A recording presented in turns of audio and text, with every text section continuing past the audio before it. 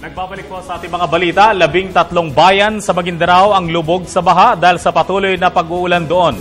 Ayon sa NDRRMC, kabilang sa mga apektadong bayan ay ang Ampatuan, Datu Abdullah Sangki, Datu Montawal, Datu Odin Sinsuat, Datu Piang at Datu Salibo. Apektado rin ang mga bayan ng Mamasapano, Mother Kabuntalan, Pagalungan, Northern Kabuntalan, Radyo Buayan, Sharif Saidona at Sultan Sabarongis.